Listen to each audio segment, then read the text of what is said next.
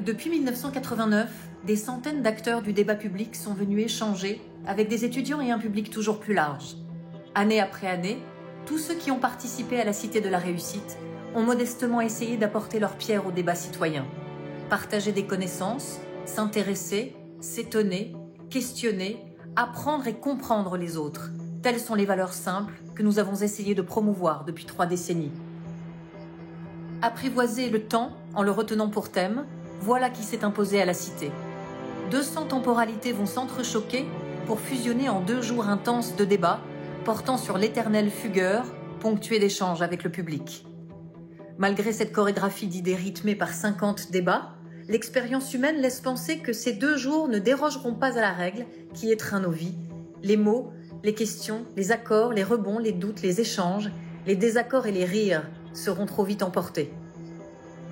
Le défi de la désormais plus que trentenaire Cité de la Réussite ne sera pas de retenir le temps, mais d'y créer ce que l'on retient.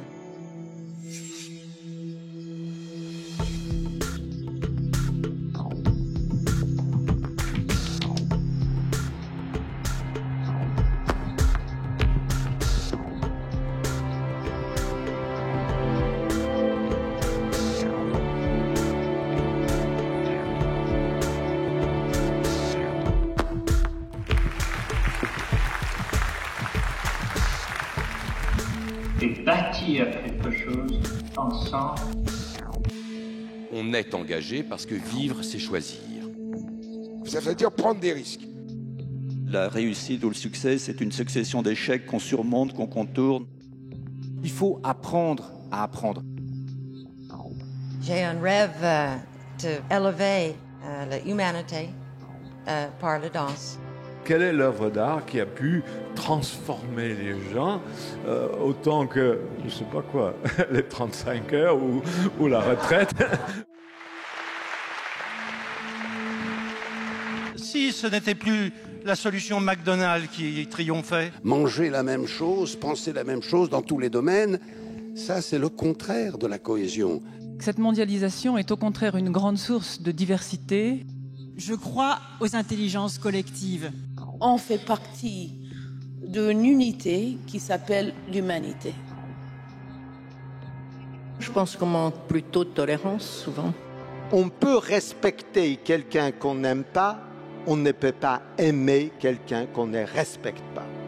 La France doit comprendre qu'elle est multiple et que la différence est une chance. Chacun sait qu'il constitue un maillon et que si ce maillon faiblit, tout s'écroule. La lâcheté générale à l'égard de la responsabilité politique.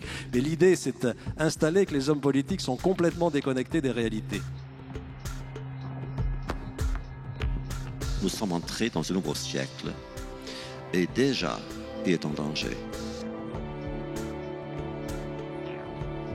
L'expérience, c'est une lanterne qu'on a dans le dos et qui éclaire le chemin parcouru. La lutte contre l'incertitude, c'est ça notre destin. L'avenir va être absolument passionnant.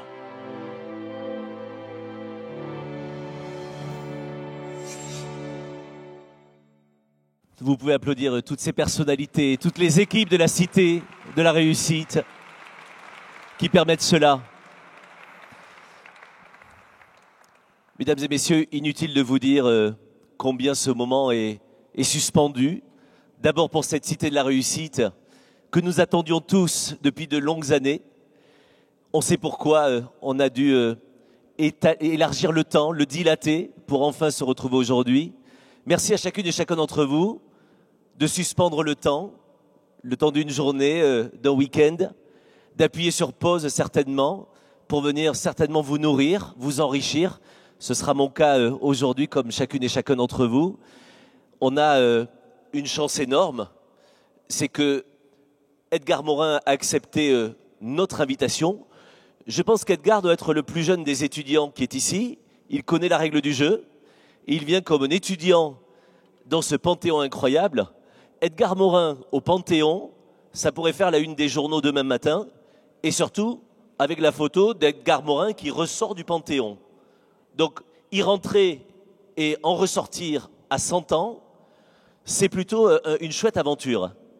Écoutez, bien entendu, ce n'est qu'une entrée très provisoire et très incertaine, mais ça fait immensément plaisir. Ça nous arrange. Cher Edgar, pourquoi est-ce que vous avez accepté l'invitation de la Cité de la Réussite? Pourquoi vous êtes là ici, alors que vous avez un agenda qui est ultra chargé? Vous avez accepté de vous poser pendant un peu plus d'1 heure avec des étudiants au Panthéon. Pourquoi? Parce que ce n'est pas la première fois que je participe, que j'ai trouvé une grande sympathie chez les organisateurs et moi-même j'ai éprouvé de la sympathie à leur égard.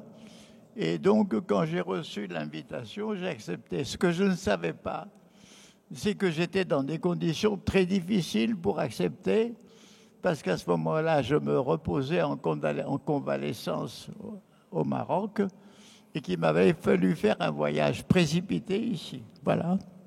Alors, pas de coquetterie, mais vous avez 100 ans encore pendant quelques jours. 101. Ah non, 101 dans une semaine, Edgar. Donc je ne vais pas vous vieillir, je ne vais pas prendre le risque. À 100 ans, vous êtes un bonhomme en parfaite forme.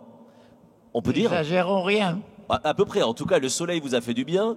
Vous avez suivi, parce qu'il habite à Montpellier, donc il a suivi quand même que Montpellier est devenu champion de France hier au rugby. Donc ça, on sait tous les deux qu'on partage cette passion. Cette notion du temps, on va parler du temps aujourd'hui. Comment est-ce que vous vivez-vous cette notion du temps? Le philosophe, l'intellectuel que vous êtes, le citoyen que vous êtes, le centenaire que vous êtes, comment est-ce que vous percevez aujourd'hui cette notion du temps? Écoutez, en tant que philosophe, je continue à ne rien comprendre dans le temps. Le temps est un mystère incroyable que nous vivons et que nous subissons. Ça, c'est rien. Mais en tant que personne, je subis à la fois l'usure du temps et en même temps le maintien de toutes mes curiosités d'esprit, de toutes mes ferveurs d'esprit. Donc je suis à la fois, je suis devenu très vieux et en même temps je reste jeune dans cette vieillesse. C'est un exemple pour nous. Notre séquence porte le nom de l'un de vos ouvrages. On est là ensemble pour parler finalement des leçons d'un siècle de vie. Quelles sont les leçons que vous tirez de votre siècle de vie? Qu'est-ce qui vous semble indispensable à partager avec toutes les générations qui sont devant vous? Je crois que l'important, c'est d'être sans cesse vigilant à l'égard de soi-même, de ne pas se tromper ni se mentir à soi-même, d'avoir l'esprit d'auto-examen et d'autocritique tel que le formulait le grand Montaigne. Et si on a ces vertus-là, on a au moins des garde-fous formidables pour toute la vie. Et on a ces garde-fous pour autant. Vous êtes, vous, un polydisciplinaire, en fait, indiscipliné, vous le dites. Les garde-fous, vous avez parfois enjambé les barrières. Vous êtes sorti du cadre, souvent, dans votre manière de vous exprimer. Il faut savoir le faire. Écoutez, c'est que dès que je suis entré à l'université, à la Sorbonne, oui, à côté d'ici, dès que je suis entré, mon ambition n'était pas tellement une carrière, mais de savoir ce que c'était l'humain, la société, la vie. Et c'est pour ça que je me suis inscrit dans des différentes disciplines, que ce soit la philosophie, l'économie, la sociologie, la psychologie, les sciences politiques, etc. Donc, dès le début, ma curiosité ne pouvait pas être enfermée dans une discipline. Et dès que j'ai fait mon premier travail important qui s'appelle L'homme et la mort, j'ai vu qu'il fallait que je fasse appel à des connaissances qui se trouvent réparties un peu partout et les rassembler. Quand vous parlez de l'homme et la mort, vous incarnez, vous, quelque chose d'incroyable, c'est l'homme et la vie. Il y a quelque chose d'incroyablement vivant dans le personnage centenaire que j'ai en face de moi, dans le regard malicieux et souriant que vous avez. La vie, en fait, vous l'incarnez tous les jours, vous en profitez tous les jours, sans courir, mais sans perdre de temps non plus. Écoutez, d'autant plus que je sens que j'approche des limites de la vie. Mais je crois que le sentiment d'essayer d'être utile et d'essayer de continuer à vivre dans les ferveurs et dans la poésie de la vie, tout ceci m'entretient bien. Alors, pour continuer de s'entretenir, cher Edgar, vous connaissez la règle du jeu. À la Cité de la Réussite, ce sont des étudiants qui préparent les débats. Je voudrais les saluer, les remercier d'avoir préparé les uns et les autres tout cela. Et ce qui est encore plus beau, ce sont des étudiants qui viennent de différentes écoles. Et donc, ils sont venus voir un monument, et je ne parle pas que du Panthéon. Ils sont venus s'enrichir, ils sont venus vous écouter, et ils vont s'adresser à vous. Et pour des raisons pratiques, peut-être qu'à un moment ou à un autre, je demanderai aux étudiants de venir ici pour poser la question à Edgar, que l'on soit un peu proche et qu'il puisse bien vous entendre si vous voulez bien. Il n'y a pas d'ordre précis, parce qu'on est là finalement au fil de l'eau pour découvrir vos interrogations. Mais quel étudiant a envie de prendre la parole en premier? Qui a prévu une question? D'accord, on va passer à la deuxième question tout de suite. Hein. On les sent, vous inquiétez pas, hein, c'est voilà, mademoiselle, vous voulez bien venir me rejoindre? On va vous offrir le micro. Elle va venir vous poser la question. Bonjour. Est-ce que vous voulez venir ici, mademoiselle, peut-être entre nous deux? Bonjour à tous, bonjour Monsieur Morin, c'est un plaisir de vous rencontrer. Alors moi je m'appelle Carla Mamou, je suis étudiante à Dauphine et j'aimerais savoir, vous qui avez connu de multiples dérives au cours du dernier siècle, pardon, excusez-moi, je m'approche. Est-ce que vous pourriez notamment nous dire comment est-ce que vous pensez qu'on peut prévenir ces dérives? Quels sont finalement les signes et les limites également qui nous permettent justement de voir à quel moment on franchit le pas ou on ne le franchit pas? Vous savez, il n'y a pas une réponse générale à cette question. Ça dépend des conditions extrêmement historiques dans lesquelles nous vivons. Par exemple, pour moi, quand pendant la résistance, après l'occupation, j'étais communiste, il y a des événements qui m'ont fait prendre conscience. Et par exemple, une chose que vous ignorez, un procès Kravchenko, où un transfuge de l'Union soviétique avait écrit un livre « J'ai choisi la liberté » qui a été très vivement condamné par le parti auquel j'acceptais. Et au cours de ce procès est apparue Margaret Buber-Neumann, que j'ai rencontrée. C'est une femme qui était la femme d'un chef communiste réfugié à Moscou, elle-même réfugiée à Moscou. Et ce que j'ai appris, c'est que Staline avait livré à Hitler, au moment du pacte germano-soviétique, les communistes allemands qui s'étaient réfugiés en Union soviétique. Cette chose m'a paru tellement énorme que ça a été un choc énorme, mais je n'ai pas osé. Mais déjà, mon esprit avait changé. Et quand après a repris des procès où des grands dirigeants communistes étaient accusés d'être des espions, des traîtres, etc., que ça m'a semblé totalement absurde. Là, c'est un minimum d'esprit critique qui doit jouer, vous comprenez. Si on n'a pas cet esprit critique minimum, on l'aura. Et là-dessus, c'était la rupture intérieure totale. Donc, je crois que la prise de conscience de certaines informations qui sont cachées, comme par exemple pour beaucoup de maoïstes qui croyaient que la Chine de Mao était un paradis, et quand ils ont appris que c'était un enfer, ça a beaucoup changé, mais beaucoup ne l'ont appris que très tard. Donc, si vous voulez, parfois il y a des sources d'informations qui sont très mineures, très minimes, mais qui sont des informations vraies, et il faut avoir l'esprit critique pour les détecter. Donc, si vous voulez, c'est un travail constant de vigilance, et je crois que c'est ça qui empêche la dérive. Merci. Il a répondu à votre question? Oui, très bien. Écoutez, merci beaucoup. Si vous souhaitez poursuivre, quelqu'un d'autre pour poursuivre, venez nous rejoindre. Je vais ajouter quelque chose. Allez-y, Edgar. Je crois que moi, j'ai toujours eu une résistance à l'hystérie collective, à la haine collective. Par exemple, quand j'étais sous l'occupation de la résistance, la plupart des gens détestaient les Boches, les Allemands. Moi, je détestais le nazisme, je n'ai jamais détesté les Allemands. Et la résistance à la haine, aujourd'hui, il y a des gens qui vont haïr les Russes. Ce n'est pas la Russie qu'il faut haïr, c'est la dictature de quelqu'un. Donc, si vous voulez, il faut résister. Vous avez des périodes de bourrage de crâne où presque toute la presse dit la même chose. Il faut dire, mais qu'est-ce qu'on nous cache? Qu'est-ce qui n'est pas montré? Voilà ce qu'il faut être. Vigilant, permanent.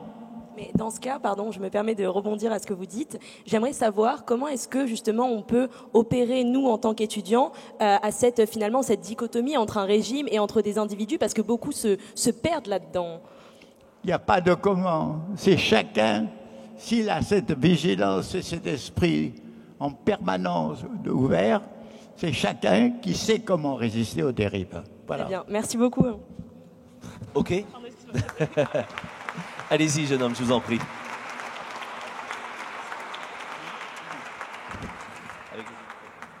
Bonjour, Monsieur Morin. Moi, c'est Scott Villasco. Je suis étudiant à Sciences Po Paris et je suis ravi d'être ici avec vous. Ça nous arrange, Scott, que vous soyez ravi, nous aussi. Je vais vous poser une question un peu plus légère que celle que ma collègue vient de poser. Vous dites avoir constaté au fil des années une dégradation de notre qualité de vie. Les éléments de convivialité, qui sont des éléments capitaux de la qualité de vie, comme les relations cordiales entre voisins, le bonjour des inconnus dans la rue, ont été réduits à l'extrême.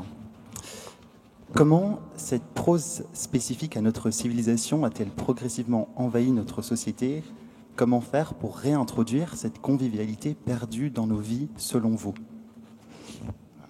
Comment réintroduire cette notion de convivialité, cher Edgar? Écoutez, il y a beaucoup de facteurs qui ont joué dans ce sens. Il y a eu, si vous voulez, quelque chose qui s'est développé, qui a un double aspect dans notre civilisation, c'est l'individualisme. L'individualisme a un côté de libération par rapport aux contraintes et aussi un aspect d'égoïsme et de fermeture sur soi. Et cet aspect égoïste s'est énormément développé.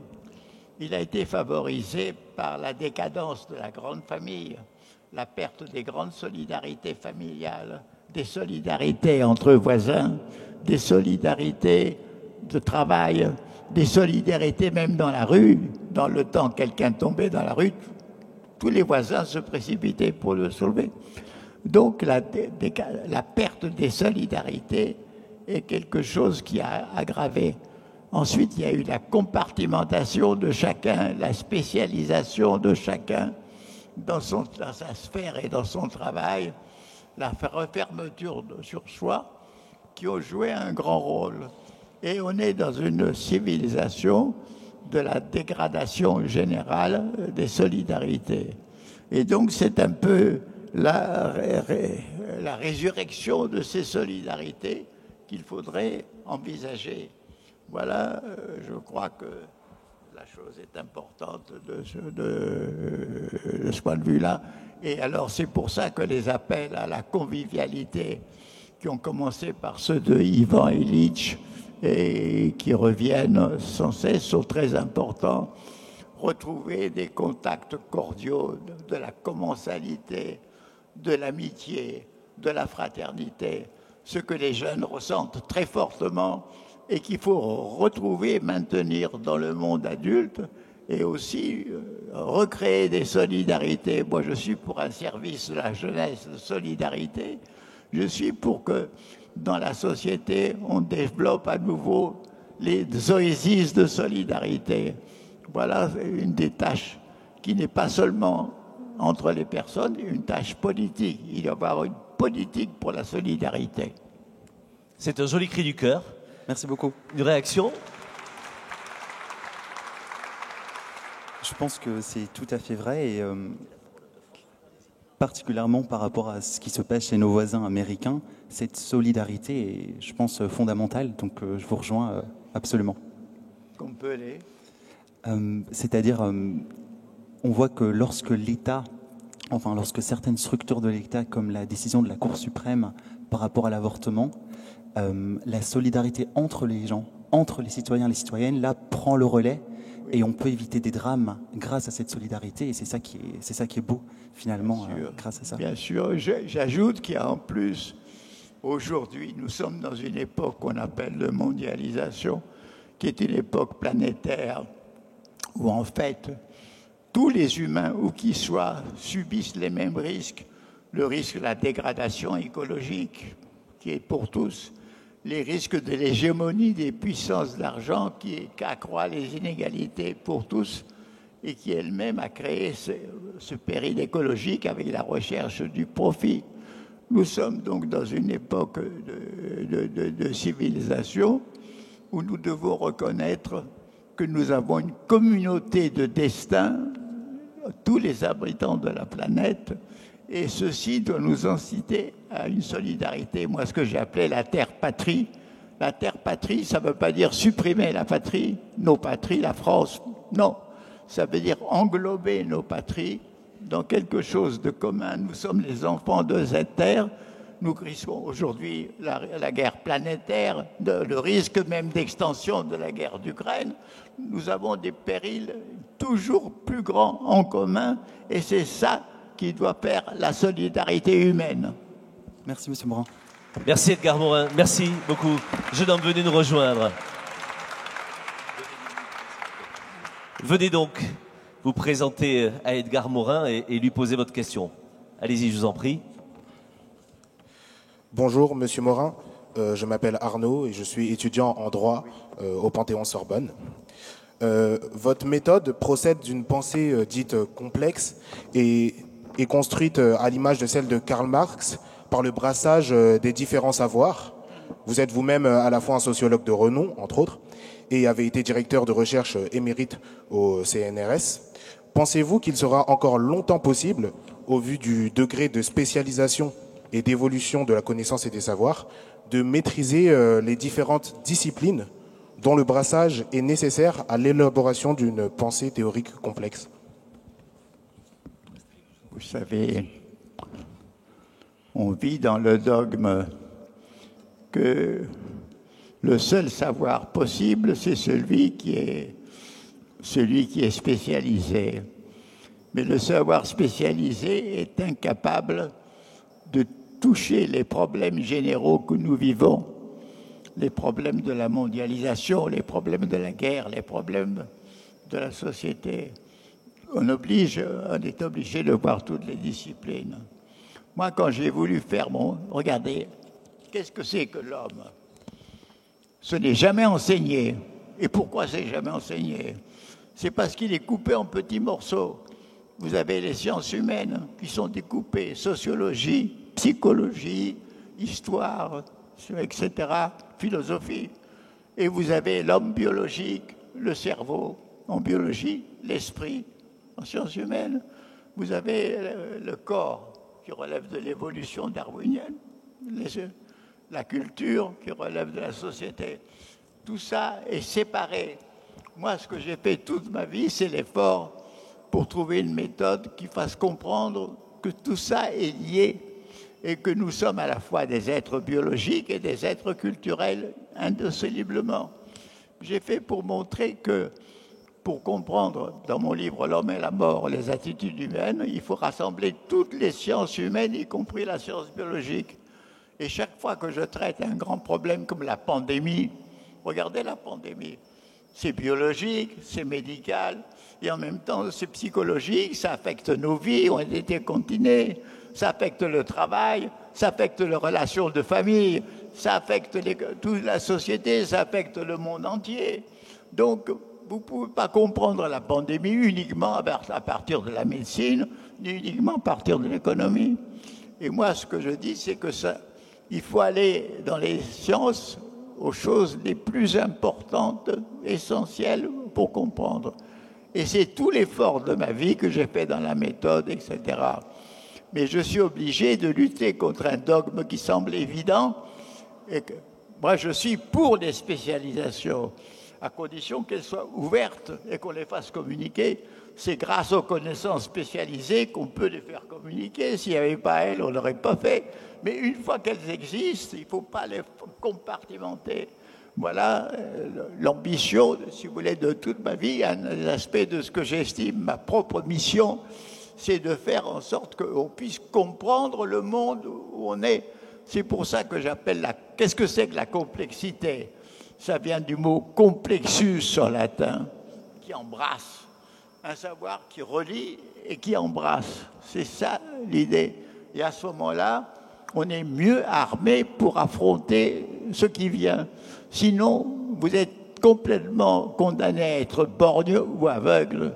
Et moi, j'ai vécu tellement de somnambulisme dans ma jeunesse qui a précédé la guerre. Et je vis aujourd'hui un formidable somnambulisme. Parce que qu'est-ce qu'on pense aujourd'hui où il y a le problème de la dégradation de la terre? Il est occulté. Qu'est-ce qu'on pense aujourd'hui de cette guerre d'Ukraine non, on dit oui, il y a le pouvoir d'achat. On a raison, le pouvoir d'achat. Mais le pouvoir d'achat est lié à l'inflation. L'inflation est liée à la crise économique. La crise économique est liée à la guerre d'Ukraine. Tout ça est lié. On ne peut pas résoudre le problème d'achat comme ça. Donc, si vous voulez, il faut comprendre le monde où nous vivons. Sinon, nous allons vers des catastrophes. Et c'est ça le message, le dernier message que je veux apporter. Merci.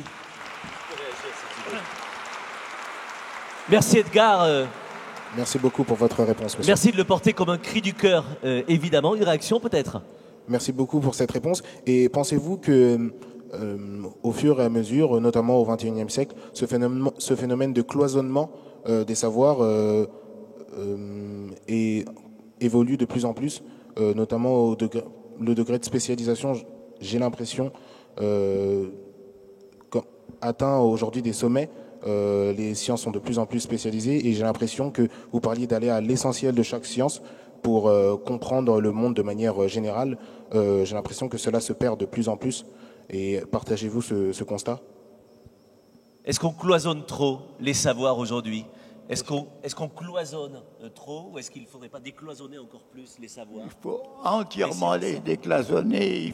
Ils sont trop cloisonnés, c'est évident. Seulement, il faut avoir un minimum de méthode pour savoir comment faire la reliance.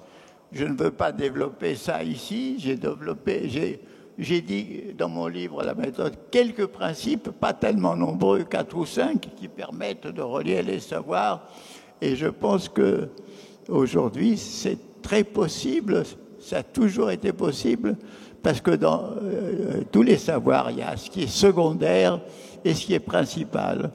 Dès qu'on sait quels sont les problèmes clés et principaux, on est capable de le faire. En tout cas, moi, je donne mes livres comme témoin, comme tentative de faire ce travail. J'ai fait dans mon livre qui s'appelle le paradigme perdu de la nature humaine sur l'homme. J'ai repris ça dans mon livre L'humanité. J'ai montré qu'il est capable, de quelle façon on peut mieux concevoir la complexité humaine. Parce que la complexité, c'est important, c'est voir les différents aspects des choses, de voir que tout n'est pas positif ici ou tout n'est pas négatif. C'est le philosophe Hegel qui disait que moi, si j'appelle criminel quelqu'un qui a fait un crime dans sa vie, j'élimine tous les autres aspects de sa vie, sa carrière, ses amours, cela. Il ne faut jamais enfermer dans une étiquette quoi que ce soit. Il faut voir un peu la multiplicité des aspects et leur unité en même temps. C'est un travail difficile parce qu'on ne l'enseigne pas. Et moi, je dis qu'il faut une réforme générale de l'enseignement pour relier ces disciplines. Et malheureusement, il y a un immobilisme dans les institutions, et surtout en France. Mais je vois que mes idées sont mieux utilisées dans certains pays d'Amérique latine, par exemple, où on va dans ce sens-là. Voilà. Merci, cher Edgar. Merci, on va accueillir quelqu'un d'autre. Edgar, un mot particulier, parce que vous savez qu'en tant que citoyen, on est tous démunis sur la manière d'expliquer ces choses-là à des enfants. la pensée complexe et décomplexée telle que vous la gérez aujourd'hui. Comment l'expliquer à des enfants? Comment des parents doivent commencer à aborder ces sujets de la manière la plus claire et la plus accessible possible? Donnez-nous quelques clés. Écoutez, je vais vous donner un exemple. Quand vous voyez une belle tapisserie, qui représente une figure comme la dame à la licorne, en réalité, cette tapisserie est faite de fils de différentes couleurs. Si vous voulez connaître la tapisserie à partir des fils isolément, vous ne la connaissez pas. Il faut voir comment se sont combinées les couleurs du fil pour faire l'image. La complexité, c'est ça. C'est ne pas se borner à la connaissance des fils, c'est voir le phénomène global qui sort. Je vais vous donner un autre exemple. Nous sommes faits de cellules. Bon, mais ces cellules dont nous sommes faites sont toutes faites de matière physico-chimique, de molécules. Donc, si nous voulons connaître l'être humain à partir des molécules, nous ne comprenons rien. Par contre, si nous voulons connaître comment les cellules ont ces qualités qui sont la vie faite de molécules, il faut comprendre que c'est l'organisation complexe de cette cellule qui leur permet de se reproduire, de connaître et de voir que, si vous voulez, il y a ce phénomène qu'on appelle l'émergence. C'est-à-dire quand vous avez une organisation, cette organisation donne des qualités qui ne sont pas dans les éléments séparés. Je vais donner même l'exemple le plus simple, l'eau, H2O. L'eau a des qualités que n'ont pas séparément l'hydrogène ni l'oxygène. Mais l'hydrogène et l'oxygène ont des qualités que n'a pas l'eau. L'eau les inhibe pour avoir ces qualités formidables que l'eau. Donc nous avons des qualités, l'esprit, l'intelligence, la vie, que n'ont pas les molécules. C'est l'ensemble organisé qui produit ça. C'est ça la complexité. Si vous voyez les éléments seulement, vous ne comprenez rien. Si vous voyez l'organisation du tout, vous commencez à comprendre. Merci, cher Edgar. Autre question d'une autre étudiante. Bonjour Monsieur Morin, je m'appelle Andrea Robert, je suis étudiante à l'École normale supérieure de Rennes et ma question porte sur votre dernier livre, celle-ci. C'est la toute première, cher Edgar. Quel numéro? La une. Pardonnez-nous, pour des raisons pratiques, on peut proposer à Edgar de lire la question. Mettez-vous à côté d'Edgar peut-être pour que vous la lisiez ensemble. Donc, dans votre dernier livre, vous écrivez avoir perdu foi en l'Europe. Et pourtant, à la lumière des événements récents, qu'il s'agisse de la pandémie de coronavirus ou de la guerre en Ukraine et de la solidarité européenne de fait qui s'est déployée pour faire face ensemble à ces crises, ne pensez-vous pas que ce vieux continent qu'est l'Europe peut encore nous surprendre et nous redonner espoir? L'espoir dans l'Europe, Edgar Morin. Écoutez, moi je crois qu'effectivement les derniers éléments montrent une sorte de rassemblement de l'Europe à partir de la question ukrainienne, mais qu'elle n'enlève rien aux problèmes difficiles de dégradation qui se sont passés. Quels sont ces phénomènes de dégradation? D'abord, il y a eu une bureaucratisation, une technocratisation. Il y a eu un parasitage par les lobbies financiers. Il y a eu le fait que l'Europe a manqué de solidarité quand il y a eu les immigrants et quand il y a eu la Grèce. Il y a le fait que les pays du Nord sont beaucoup plus obsédés par la Russie qui les a dominés dans le temps, alors que les pays du Sud sont beaucoup plus dominés par la peur, disons, du terrorisme venu de l'islam. Donc, si vous voulez, les causes de la crise de l'Europe restent. Et je pense que tant que l'Europe n'a pas une solidarité culturelle, politique, humanitaire, je dirais humaniste, je suis assez pessimiste, mais je suis en tout cas pour sauvegarder le minimum qu'il y a. Vous voulez prolonger peut-être? Oui, mais je vous remercie pour votre réponse. Je vous remercie pour votre réponse. Et est-ce que comment pensez-vous qu'on peut aller au-delà de cet émiettement de l'Europe, justement, puisqu'il y a un émiettement et il n'y a pas cette solidarité, et comment faire pour justement avoir une culture commune, une histoire commune, c'est un peu compliqué, mais une culture commune du moins? Écoutez, là aussi je réponds par l'incertitude. Je n'exclus pas, mais je crois qu'on entre dans une période très perturbée de l'histoire mondiale, de grande crise. Alors, ou bien cette grande crise va favoriser la solidarité, ou bien que l'Europe va être comme une sorte d'oasis qui va se protéger, ou bien qu'au contraire que l'Europe va sombrer elle-même dans cette crise. J'espère qu'elle ne sombrera pas. Je vais faire mon possible pour ça, mais je ne suis sûr de rien. Merci de le partager. Merci, mademoiselle.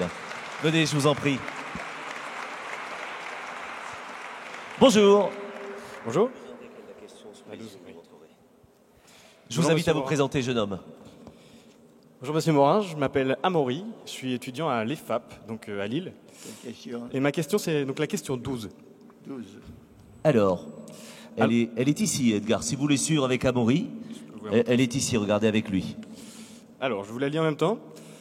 Alors que s'ouvre cette cité de la réussite sur le thème du temps, quelle valeur donner au temps dans une société où le culte de l'urgence et de l'instantanéité génère une obligation d'immédiateté, un sentiment d'insatisfaction permanent chez l'homme moderne? En bref, quelle valeur donner au temps alors qu'on n'a plus vraiment le temps? Écoutez, c'est avec l'impatience de l'étudiant en plus. Très importante, parce que nous vivons un temps précipité, accéléré, qui empêche de le comprendre tellement il va vite dans ses transformations. Et ce qui nous empêche en même temps de le comprendre, c'est qu'on vit trop dans l'immédiat, ou bien quand nous voyons le futur, nous essayons de le projeter mécaniquement, le présent dans le futur, ce qui est une erreur. Parce qu'en réalité, tout ce que nous voyons, c'est que tous ceux qui ont projeté le présent dans le futur sont trompés. Quand vous prenez la veille de la pandémie, on continue à prévoir la croissance générale sans prévoir tous les accidents qui viendraient de la pandémie. On continue à prédire comme si la catastrophe écologique ne pourra pas perturber tout ça. Autrement dit, il faut voir que le temps, le futur, comporte son incertitude formidable, que même le présent, on ne sait pas. C'est le philosophe espagnol Ortega y Gasset qui disait « Nous ne savons pas ce qui se passe et c'est ça ce qui se passe ». C'est-à-dire que nous sommes même inconscients des phénomènes du présent. Et quant au futur, au passé, il faut toujours le réinterpréter. Autrement dit, le temps est non seulement une énigme, mais une chose dans laquelle nous devons travailler sans cesse. C'est notre ennemi et notre ami. Il présente toujours quel côté qui nous perturbe et quelque chose qui nous fait comprendre. Et je trouve que c'est un thème absolument formidable de méditation. La chose, c'est que nous sommes emportés dans le temps, qu'il faut essayer de faire des scénarios différents du culture sans savoir ce qui arrivera. Être conscient de toutes les incertitudes qu'il comporte. Essayer de tirer les leçons du passé, non pas de façon mécanique, mais de voir comment des événements semblables, des débuts de catastrophes ont tourné. Bref, si vous voulez, une réflexion sur l'histoire humaine. Et donc, c'est aussi un travail complexe auquel nous sommes obligés de nous affronter. Et c'est très important, je le répète, d'échapper à deux choses, l'immédiat et la vision mécanique linéaire du temps. Merci Edgar. Vous souhaitez poursuivre peut-être une question? Moi, c'était Justement, je trouve que cette notion de temps, qui est assez paradoxale, puisque tout à l'heure, vous nous disiez qu'on était dans une société plus individualiste, et donc on ne donne plus de temps aux autres, mais on n'a quand même plus le temps. Et ça, je trouve ça assez paradoxal. Donc, qu'est-ce qu'on fait de ce temps? C'est ça qui est assez paradoxal aujourd'hui et qui nous pose vraiment question en cette cité de la réussite. Écoutez, c'est vrai que si nous cessons d'être strictement fermés sur nous-mêmes, si nous pensons que chacun d'entre nous est un moment, est un instant d'une aventure collective qui se déroule dans le temps, qui n'est pas seulement l'aventure de notre nation, la France, mais qui est l'aventure de toute l'humanité. Si nous pensons que nous sommes un moment dans cette aventure, nous sommes dans le nous. Nous pensons que nous ne sommes pas isolés, mais dans cette aventure incertaine. Et à ce moment-là, dans cette aventure, nous voyons très bien que depuis le début de l'univers, il y a une lutte indissociable entre les forces d'union et les forces de séparation, entre ce qu'on peut dire les forces d'amour et les forces de mort. Déjà sur le monde physique, vous voyez les atomes qui se ressemblent, qui se rassemblent pour s'unir ou qui font collision pour se détruire. Nous voyons des étoiles se tamponner, se détruire. Dans la vie, vous avez des phénomènes de solidarité et de destruction. Dans toute l'histoire de l'humanité, la même chose. C'est la lutte entre Eros et les forces de mort, disons, Polémos, le combat, les forces de mort. Et si vous prenez le parti d'Eros, des forces d'union, vous vous sentez solidaire d'une lutte incertaine, mais vous sentez que vous êtes du bon côté. Et ça vous fait du bien être de ce bon côté. Voilà. Merci beaucoup, Monsieur Morin. Merci beaucoup à tous les deux. Bonjour. Installez-vous, je vous en prie. J'ai vu qu'on avait l'étudiant Sylvain Kern qui pourra poser une question tout à l'heure, bien sûr, en tant qu'étudiant. Bonjour, je vous invite à vous présenter et à partager la question que vous avez préparée. J'explique bien sûr que tout ça a été préparé au comité de rédaction par les étudiants. C'est pour ça qu'elles sont déjà écrites et qu'ils ont bien préparé la rencontre et c'est tout à leur honneur. Ce qui permet de présenter les questions écrites à Monsieur Morin. 8, 9, 11. Le temps, mon conseiller. Alors, posez-la peut-être dans le micro, jeune homme, allez-y. Donc, bonjour Monsieur Morin, bonjour à tous. Alors moi, je me demande, vous écrivez que le temps est votre conseiller, votre ami mortel, mais à 100 ans d'âge, devient-on vraiment plus sage? Est-ce que vous êtes devenu sage, Edgar? Oui. Vous êtes devenu sage? Si, je ne sais pas si c'est la sagesse, mais en tout cas, il est certain que, comme c'est notre univers, est toujours le produit d'une dialectique entre l'ordre, le désordre et l'organisation, vous avez toujours ces deux aspects. D'un côté, l'organisation, la vie, de l'autre côté, la désorganisation, la mort. Parce que qu'est-ce que c'est que notre mort? C'est la dispersion de nos cellules. Cela. Donc, si vous voulez, nous sommes toujours de l'union pour ce qui organise, pour ce qui unit. Et donc, c'est vrai que le temps me donne la leçon d'amitié de me dire que ce à quoi je participe est une longue, très longue aventure et que cette aventure est toujours dangereuse. Dans le fond, je me rends compte que si à certains moments on affronte des périls extraordinaires, comme lorsqu'il y a une guerre, quand il y a eu l'occupation en France, comme peut-être elle va arriver demain, on est beaucoup plus tenu à résister par la solidarité, par l'union de ceux qui veulent résister. Mais en des époques autres, nous sommes encore tenus toujours à cette solidarité pour affronter le temps. Merci. Vous souhaitez prolonger, n'hésitez pas. En fait, plus précisément, moi, je me demandais si, avec le temps, vous avez réussi à rationaliser vos décisions et justement être plus sage par rapport aux choix auxquels vous faites face. Est-ce que vous rationalisez plus vos décisions avec le temps? Est-ce que vous devenez vraiment L'image est magnifique. plus sage par rapport à vous-même? Non, non, allez-y, on ne va pas vous gêner. Par rapport aux choix, par rapport à tout ce dont vous faites face. Tout ce que je fais. Oui. Oui. Ben, écoutez, moi, j'ai une façon de vivre le temps en étant toujours conscient de son dynamisme, conscient du fait qu'il porte en lui l'inattendu. Dans le fond, j'ai dit souvent, mon espoir, c'est l'improbable.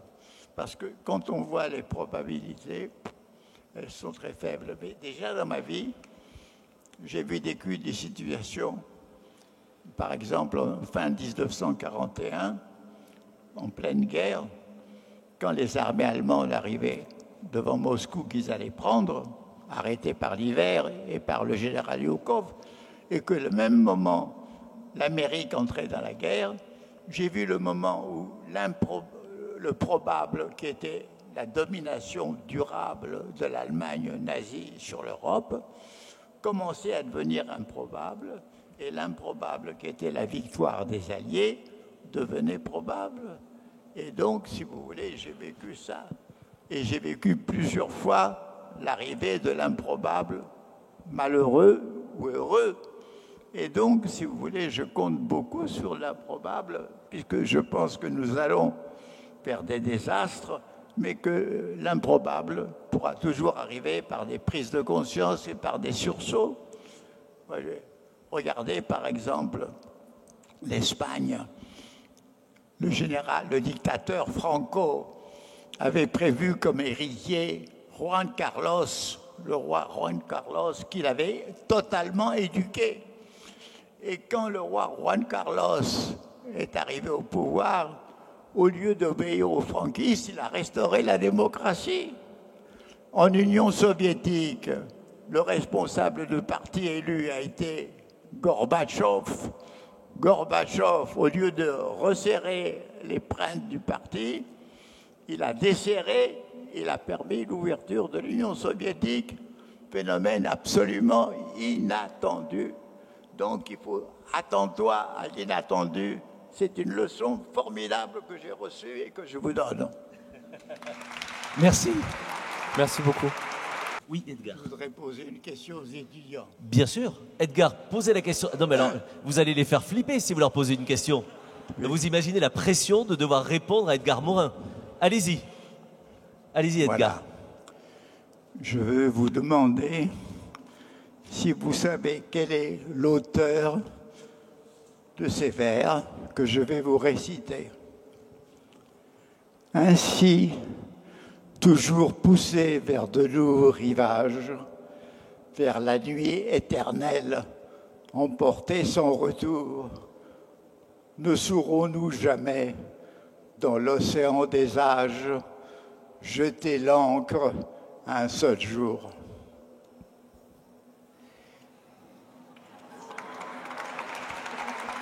Edgar. Connaissez-vous l'auteur? Bien sûr. Évidemment qu'ils le connaissent.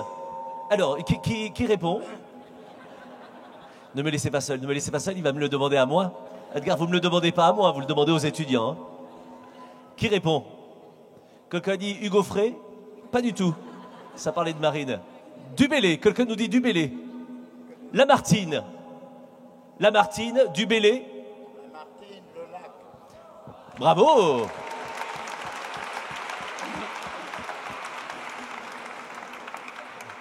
Il n'y avait rien à gagner si ce n'est ce moment de reconnaissance.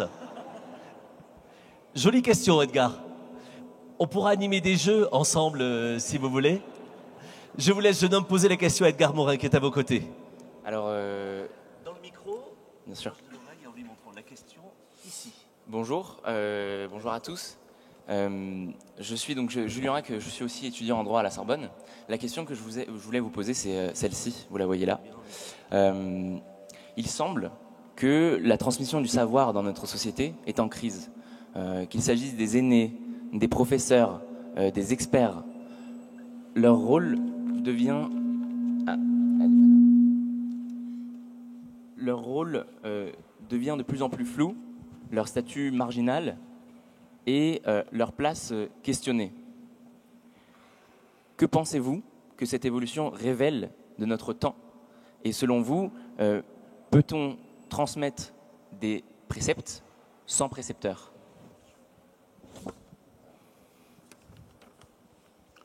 Bon, il y a une crise générale de la connaissance. Il y a une crise de la pensée.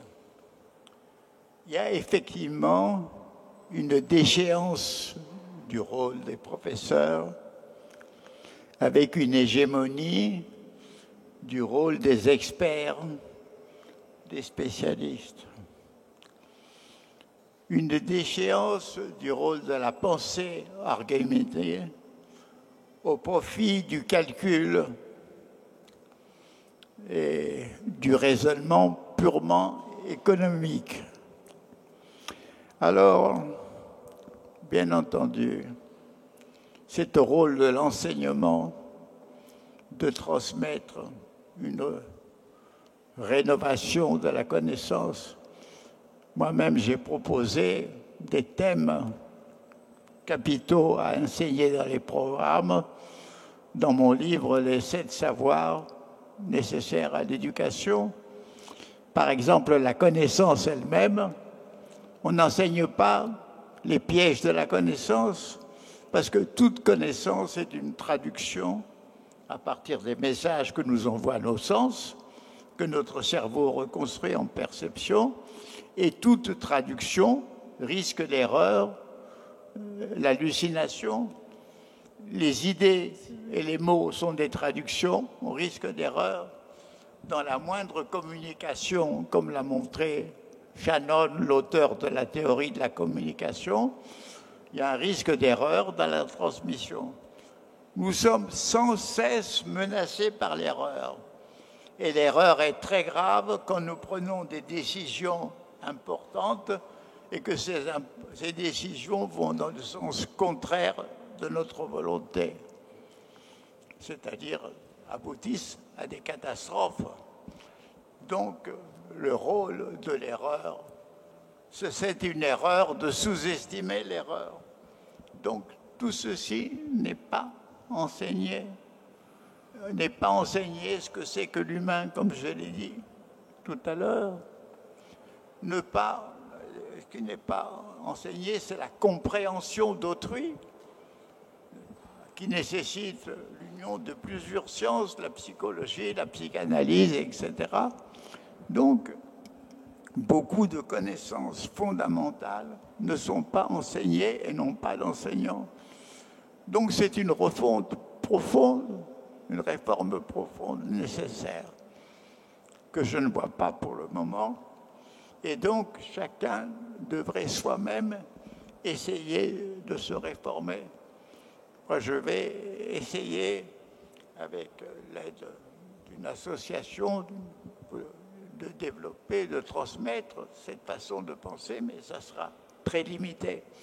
Mais de toute façon, j'invite chacun à lui-même prendre ce petit livre sur les 7 savoirs de façon à soi-même se ravitailler en matière première. Se ravitailler en matière première. Affronter la vie. Le vrai problème, c'est assez de connaissances pour affronter les difficultés et les mystères et les incertitudes de la vie. C'est ça qu'il faut enseigner absolument. Merci, cher Edgar. Merci, jeune homme également. On a une autre étudiante qui doit venir. Venez, mademoiselle, si vous n'avez pas eu le temps. Edgar, juste un mot.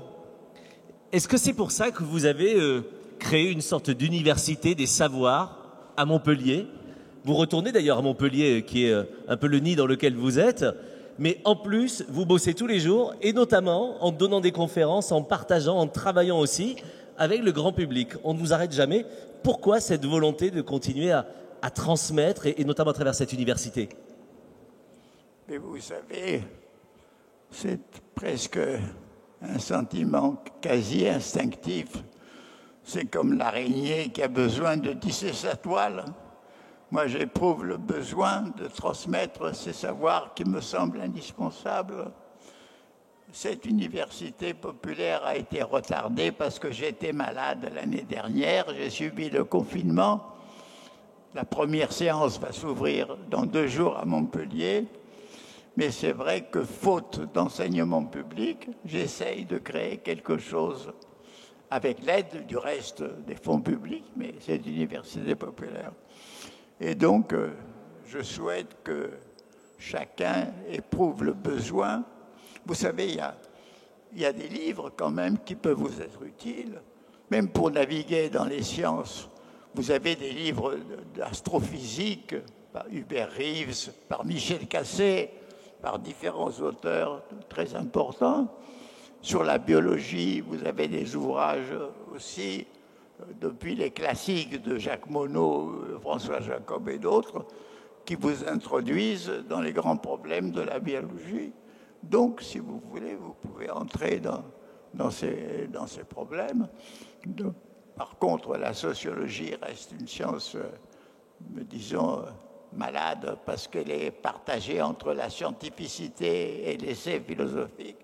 Mais là encore, il y a des choses à faire, comme j'essaye de les montrer, quand j'ai fait des enquêtes sur le terrain pour comprendre ce qui se passe dans la vie réelle. Donc, voilà l'effort que j'ai fait, mais n'importe qui peut le faire. Il suffit d'avoir la volonté de comprendre que nous sommes condamnés à des savoirs particuliers, partiels, insuffisants, de ne pas être contents et de chercher à mieux comprendre la vie, le monde et nous-mêmes. Merci de ce regard. Cette demoiselle est également... Bonjour. Bonjour.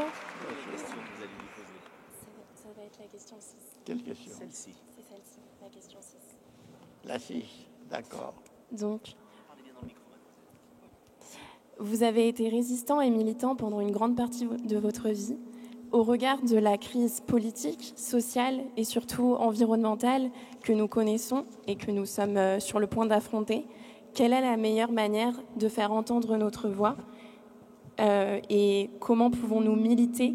Et pour porter ses fruits, le militantisme implique-t-il nécessairement la radicalité? Comment on peut militer demain? Eh oui. Eh bien, écoutez, moi je crois que vous avez beaucoup d'associations qui ont pour mission la solidarité, d'autres associations qui ont pour mission le problème écologique, c'est-à-dire le problème de la dégradation, pas seulement de la Terre, mais de notre civilisation et de nos vies.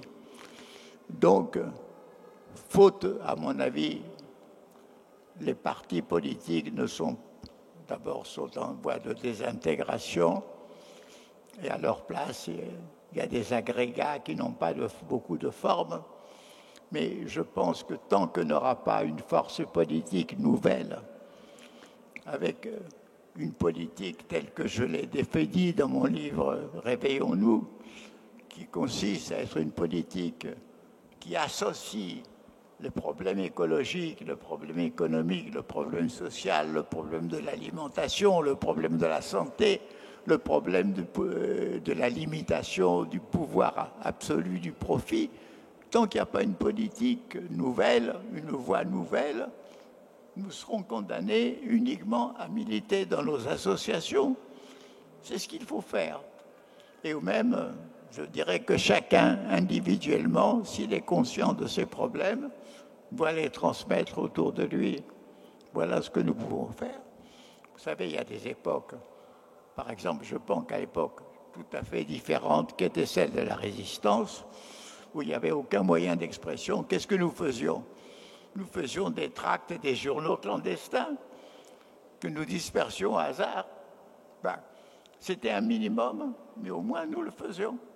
Donc aujourd'hui, il y a quand même des conditions moins mauvaises pour pouvoir exprimer cette sorte de conviction qui a une possibilité de régénérer la pensée, de régénérer la politique dans des conditions difficiles, mais prendre parti dans ce combat, c'est une chose très importante et je dirais non seulement vitale pour autrui, mais pour soi-même. Moi, je répète, militer, non pas d'une façon fanatique dans un parti, moi j'ai répudié ça depuis 1950, donc ça fait 70 ans que je suis un indépendant. Mais je suis un indépendant qui milite dans mes articles de journaux, dans mes associations, dans mes livres. Et je fais un meilleur travail que si j'étais enfermé dans un parti. Donc, tant qu'il n'y a pas un mouvement nouveau qui donne cette liberté, il faut agir chacun à sa façon. Voilà. Merci beaucoup, mademoiselle. Merci, Edgar. Les deux étudiants, vous êtes deux? Venez, s'il vous plaît. Nos deux dernières questions d'étudiants. Je vous en prie, jeune homme. Très bien. La numéro 2, c'est celle-ci. Pour vous. Vous avez beaucoup parlé pendant cette conférence de l'incertitude auquel nous faisons face. Ah oui, oui, d'accord. L'incertitude collective et individuelle. Selon vous, quels sont les archipels auxquels nous pouvons nous rattacher pour ne pas perdre pied? D'accord. Ben, écoutez, la première certitude, c'est la certitude de l'incertitude. C'est quand même important de savoir, parce que si vous ne savez pas que vous êtes dans l'incertitude, vous êtes déjà perdu. Bon. Alors, la deuxième chose, c'est les fameux archipels. Il faut les trouver en cours de route. Ils ne sont pas les mêmes pour tout le monde. Je vais vous donner un petit exemple du passé, de moi-même, dans une époque très incertaine où j'étais militant clandestin de la résistance à Paris. Quelle était notre peur, notre incertitude?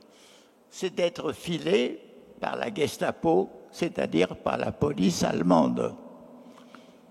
Or, quand je voulais rentrer chez moi, d'abord, la première certitude, c'est que j'avais donné mon domicile à personne, même pas mes amis. Donc, je savais que j'avais un domicile sûr. Deuxième certitude, il fallait que je rentre sans être suivi.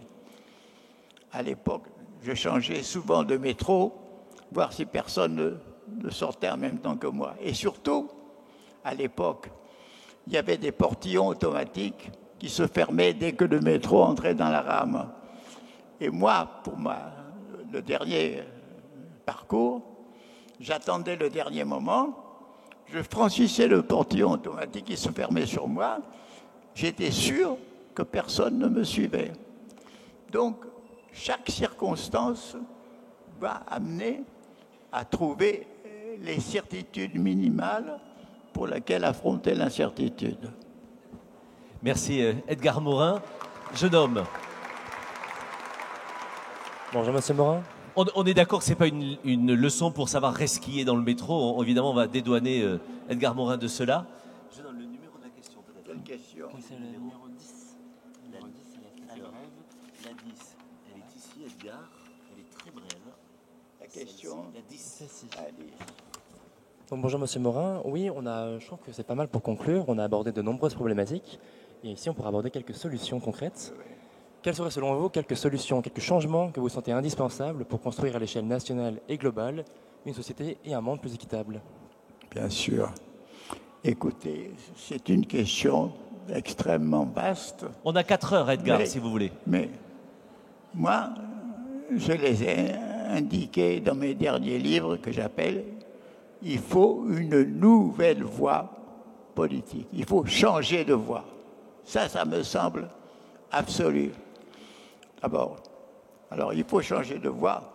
Quand je dis qu'il faut une politique qui soit à la fois écologique, économique et sociale, ça veut dire où tous ces facteurs sont interdépendants les uns les autres. Parce que si vous faites une politique écologique, ça vous amène non seulement à faire des investissements pour une énergie propre, ça vous amène à détoxifier les villes contre les pollutions et faire une nouvelle politique urbaine. Ça vous invite à détoxifier les campagnes, à faire régresser l'agriculture industrielle qui pollue les sols et qui produit des aliments insipides. Ça vous conduit à contrôler l'industrie de la conserve aussi pour la santé alimentaire. Donc, vous avez une politique multidimensionnelle à partir de l'écologie qui permet l'économie. Vous avez une politique qui consiste, par exemple, à prendre le problème croissance-décroissance, non pas comme une alternative, mais comme un complément. Il faut savoir tout ce qui doit décroître, toutes les productions qui n'ont aucune valeur illusoire que donne la publicité ou qui sont nocives comme des boissons sucrées pour les enfants, et tout ce qui doit croître, qui correspond aux besoins profonds des populations, y compris les besoins culturels. Donc, si vous voulez, il faut repenser la politique, une politique multidimensionnelle et globale, et c'est ça qui, à mon avis, pourra progressivement, pas un coup de baguette magique, mais progressivement aller vers nous sauver. La nouvelle voie est donc possible. Merci beaucoup, jeune homme. Merci, monsieur Morin. Edgar Morin. Merci. Permettez-moi, le temps file, on adorerait rester des heures, mais permettez-moi d'offrir la dernière question à un étudiant éternel. Il faut que je vous dise quelques mots. La Cité de la Réussite a été créée il y a 30 ans par des étudiants. Il ne me l'a pas dit comme ça, mais je me dis qu'à des moments, ils devaient s'ennuyer à la Sorbonne. Et ils se sont dit, on va faire venir de la richesse extérieure à la Sorbonne pour réfléchir. Et ces copains-là montent leur première Cité de la Réussite. Ils sont dépassés par le succès. C'est devenu leur métier, leur entreprise. Et ce sont des gens qui nous offrent tous les 2 ans des rencontres incroyables. Et vous en êtes l'illustration parfaite. Mais celui qui est à la tête de la Cité de la Réussite est resté un étudiant aussi. Et il se nourrit, lui aussi, dans les Cités de la Réussite.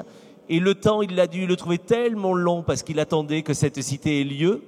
Je voudrais guérir sa frustration tout de suite en accueillant ensemble Sylvain Kern, qui est à la tête de la Cité de la Réussite et qui est à mes côtés ici. Vous allez voir, il est resté étudiant. Sylvain Kern, mesdames et messieurs.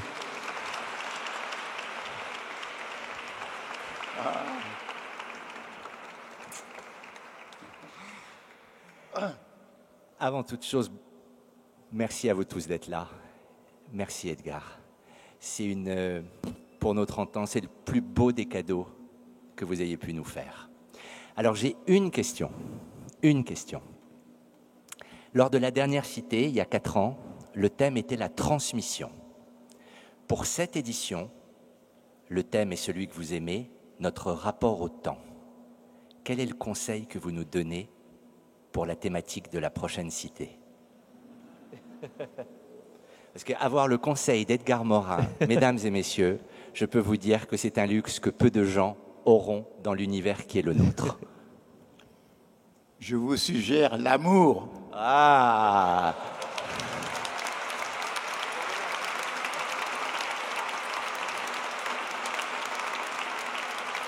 Alors, mon cher Nicolas, je vais conclure par une phrase.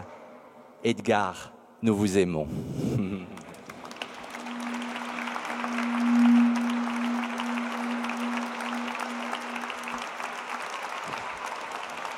Merci, cher Sylvain.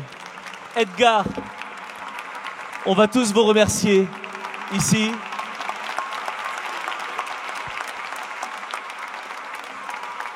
Mesdames et messieurs, Edgar Morin était votre invité au Panthéon aujourd'hui.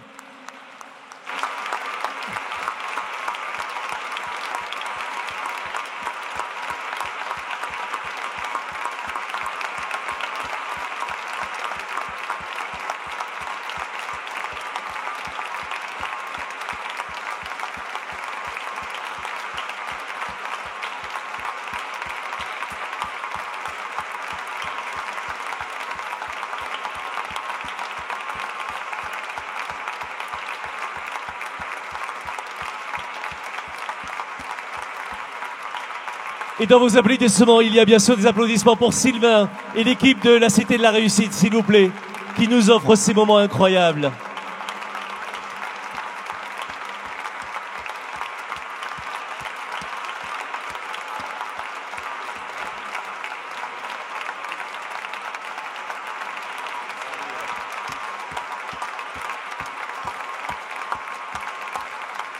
Edgar,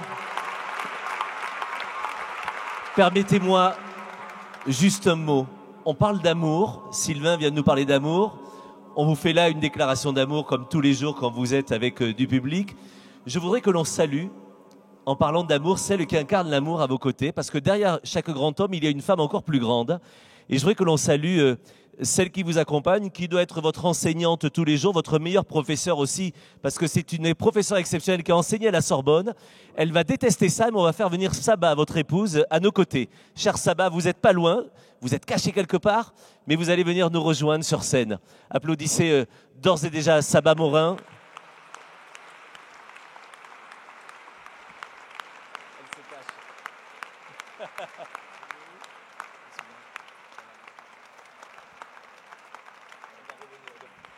Elle est très discrète, donc elle est en coulisses, mais on va la retrouver dans un instant.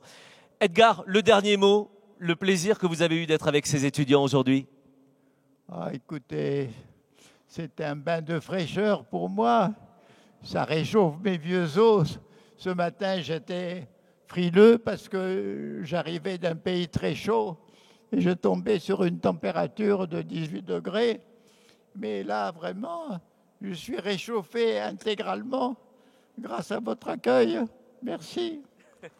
Merci, Edgar Morin. Bravo.